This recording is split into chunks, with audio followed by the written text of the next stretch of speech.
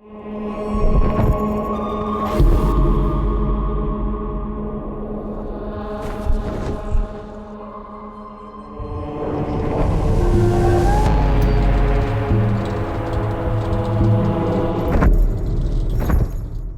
a no-holds-barred, unrelenting, never say die, just not gonna give in. If anything sort of confronts him, he's ready to go up against it. Kind of a brutal bastard. Dante's not a good guy. He's like, ah! He's a guy who kicks down the doors of hell, quite literally. Kind of a cuck, basically.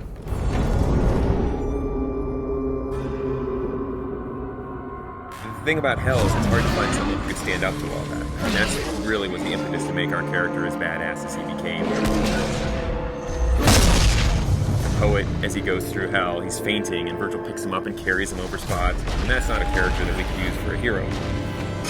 Real Dante was in Florence during the Civil War. He was more of a politician. We wanted something a little bit more, and so we made the bold choice to give him a pass as a crusader.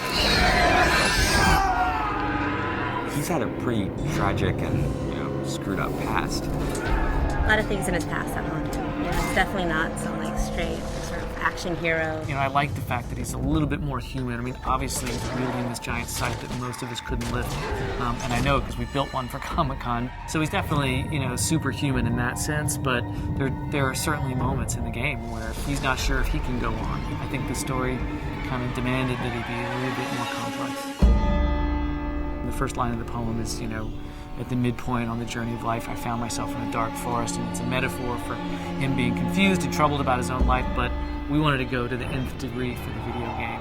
And so we wanted him to basically have committed all these horrible sins. Dante is guilty of all 9 sins and then some. Definitely start to see how his family factors into it, and you might start to see some familiar faces as you're going through hell and how that sort of messes with him. He's done a lot of bad things in his life. I think one of the important things is as you play through the game, you realize that Dante also tries to redeem himself. The tapestry on Dante's chest is basically this enormous symbol of guilt for him, summing up all the terrible deeds that he's done or all the terrible moments and memories of his life. The tapestry represents Dante's realization that he needs to suffer for his sins, the same way that people have suffered by his hands. Remembering things, he's remembering horrible things, so we wanted him to be like nightmares, and we knew that we wanted a really cool mechanism for showing those kind of flashbacks in the game. He's literally wearing the sins of his past sewn into his chest, and he's the one who's sewn them in there. We unfold his past transgressions through a series of flashbacks.